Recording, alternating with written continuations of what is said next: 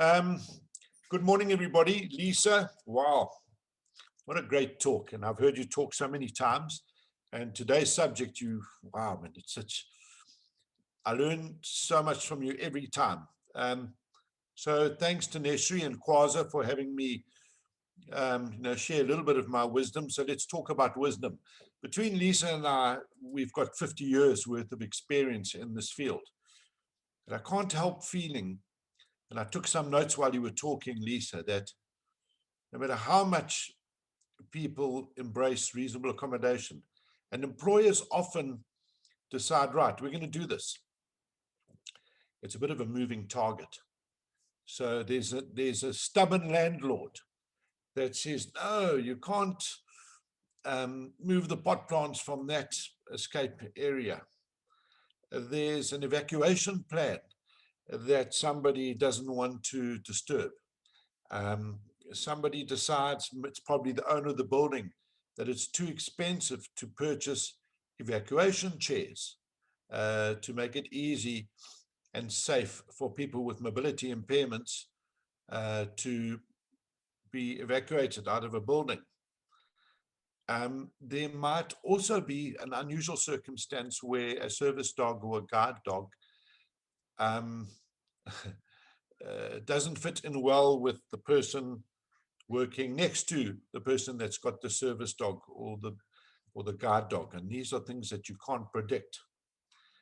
What do you do with the caregiver of a quadriplegic who depends on having a caregiver close at hand at work for, let's say, the odd break or assistance with toileting?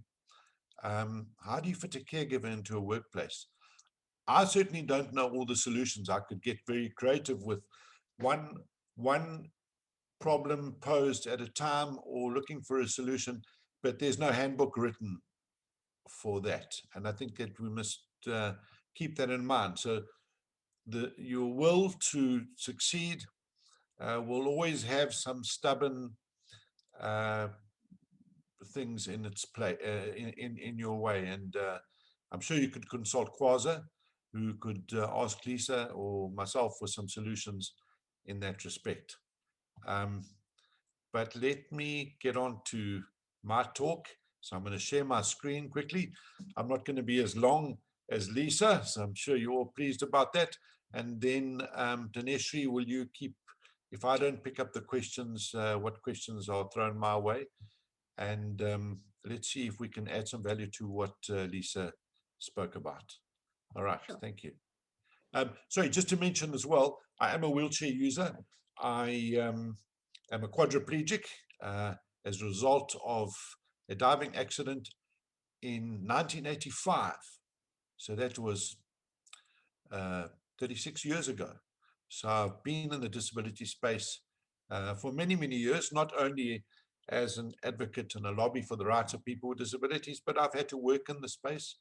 And I've had to play in this space, and I've had to socialize in this space and earn in this space and be sustainable and integrate. So I've got a lot of experience, as much as Lisa has. Right, stand by a second.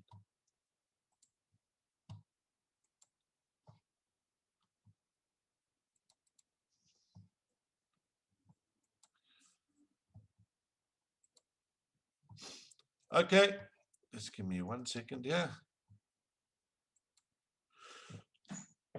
Quickly, I'm going to talk about the value proposition of employing people with disabilities. And I'm going to cover 4 elements of this. There are lots of elements. And the first is embracing the definition. I'm sure Lisa touched on that, but I want to point out parts of the definition which is very important to understand. I want to talk about you use the tools on hand. There are 2 specific tools that I think you should be aware of, and you should have them on your desk or in your hand if this is the business you're in, of ensuring that people with disabilities are in your workplace. And then I'll talk a little bit about what this value proposition is all about. I don't know that anyone ever thought people with disabilities were a value proposition other than on a particular scorecard, but of course they are, and we are. And then I think that there's a lot of opportunities in these COVID and lockdown times for people with disabilities to be brought into the workplace and to remain in the workplace and to be successful in the workplace. Just to mention that, I say this quite recently, I've sort of coined a term that we are sort of lockdown specialists. We've often been locked down for years. I'm not talking about myself as an individual. I say we as people with disabilities, by an inaccessible public transport system and many other reasons why we sort of tend to stay put a little bit in our little zones that we're in. Well, in this particular time, we're good at this, and so always keep that in mind. Okay, in terms of the definition of disabilities, from the Code of Good Practice and the UN Convention on the Rights of People with Disabilities, Article 1. Persons with disabilities include those who have a long-term physical, mental, intellectual, or sensory impairments which, in interaction with various barriers, may hinder their full and effective participation in society on an equal basis with others. So it started to look like the Employment Equity Act definition, but it definitely deviated because it talks about the interaction with various barriers that may hinder their full and effective participation in society. And what it's talking about is, you take my health condition and how accessible an environment I'm living in, that creates how disabled I am in a way. People who have a long-term or recurring physical or mental impairment which substantially limits their prospects of entry into or advancement in employment. That's Section 1 of the Employment Equity Act. And you can see, certainly in the eyes of people with disabilities, how inefficient this definition is. It doesn't speak about the environment within which we participate or live to decide how disabled or what disability means to us. So this is the definition or the understanding that people with disabilities have of disability. Disability is an experience that arises out of the interaction between a person with a health condition and the context within which they live. And I think it's really important, if there's something that you're going to circle or put a big red cross against or underline, it's this. If you can understand this part of this definition, which is embraced by people with disability, you will look upon people with disabilities in a completely different way. We are not disabled in any environment if you create an environment that we can operate in without any handicaps, without any barriers. Just to mention, to see how many definitions there really are. I mean, SARS have got a definition of disability, which means a moderate to severe limitation of a person's ability to function or perform daily activities as a result of a physical, sensory, communication, intellectual, or mental impairment, if the limitation has lasted or has a prognosis of lasting more than a year, etc., etc.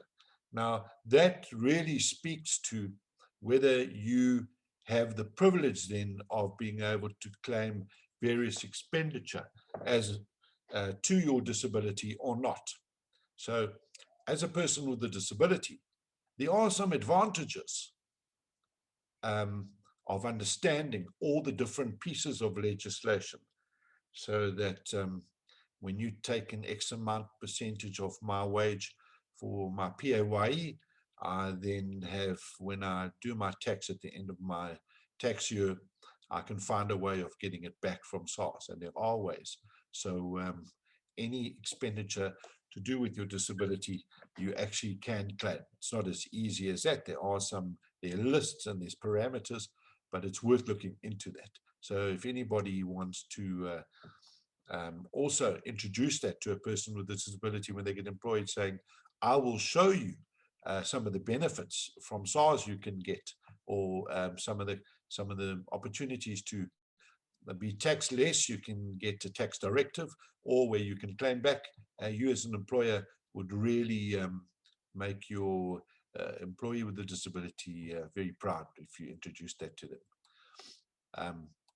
Okay, so the Technical Assistance Guideline assists employers and employees with expertise on disability and understanding the Employment Equity Act.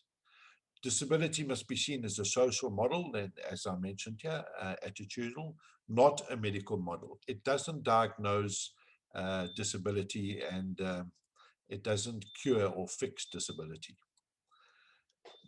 It gives you a guideline how to eliminate unfair discrimination and understand the opportunities and practical ways for integration. Gives understanding to the rights and reasonable accommodation for persons with disabilities. Helps you to understand the relationship between the Act, the Code, and the Technical Assistance Guideline. The Code of Good Practice and the Technical Assistance Guideline form basis for the implementation of the Act. The Technical Assistance Guideline is a practical guide and advice. It's actually not a piece of legislation, but it is very powerful for you to understand how to apply the Employment Equity Act.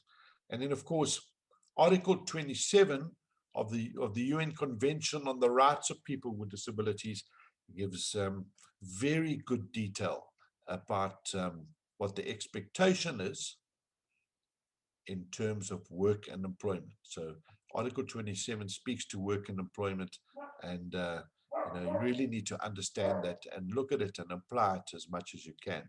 Although it's not legislation, it certainly will give you the upper hand with your people with disabilities if you can show them that you understand Article 27.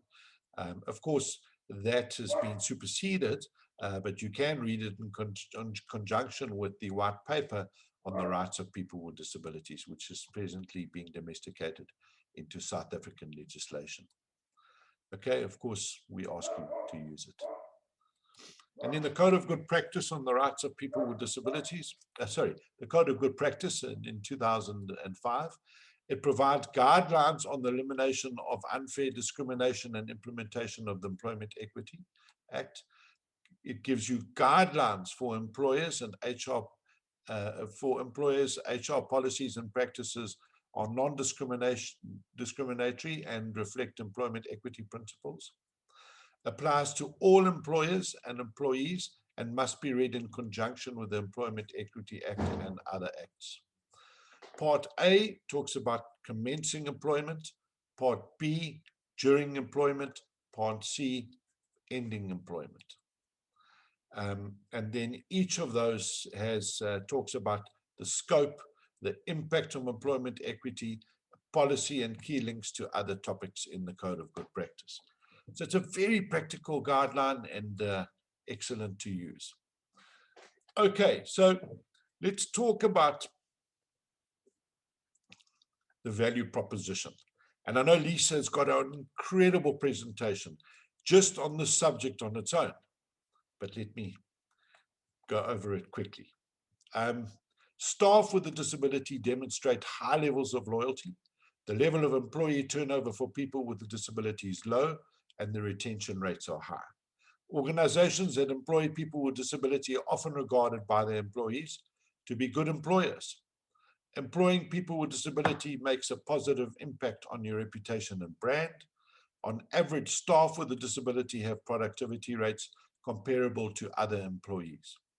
Employing people with a disability has shown to build staff morale and teamwork. Staff with a disability have a low incidence of workplace injury. Okay, so just want to move my control bar here. I spoke earlier about, COVID-19, a new opportunity. I mean, I certainly saw the lockdown, COVID-19 as a black swan occurrence.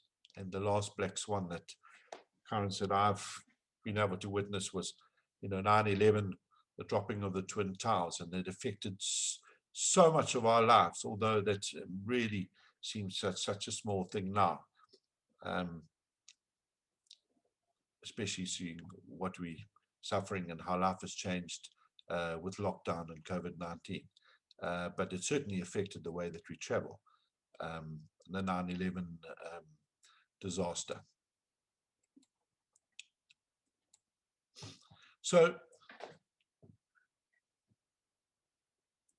with lockdown restrictions,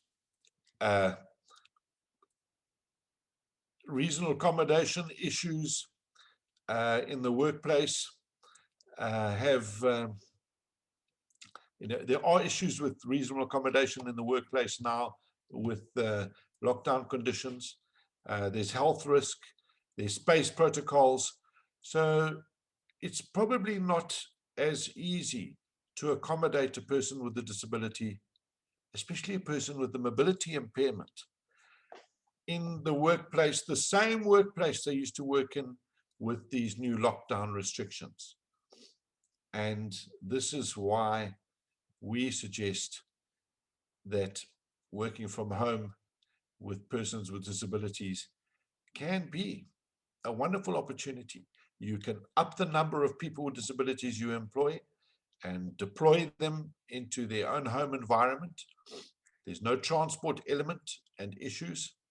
Reasonable accommodation opportunities, they've solved their own reasonable accommodation because they live in this environment.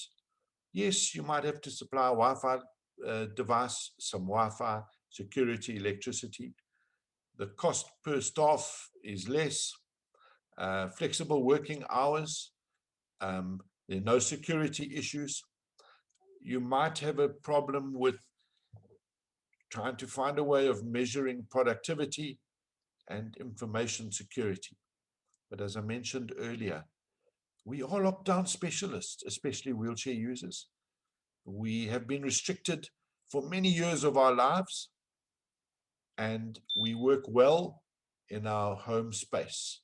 We've created our own reasonable accommodation, and I would suggest that we're a very good value proposition in this space to prove ourselves. And besides, Lisa gave very detailed discussion about reasonable accommodation. Some of that falls away and is not necessary, and with very little cost, accommodating us at home is a big opportunity for success, production, and also, unfortunately, although it is part of our value proposition, ticking the boxes that you want to tick by employing people with disabilities.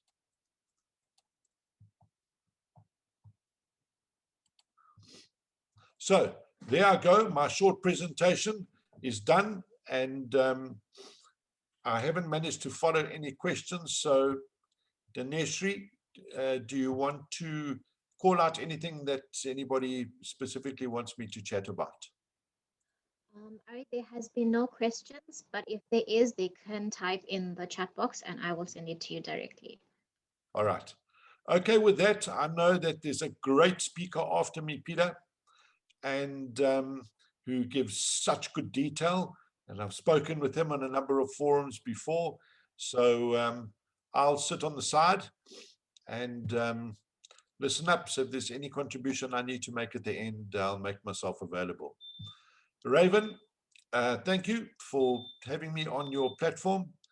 And Dineshri, thank you very much. I'll step aside now.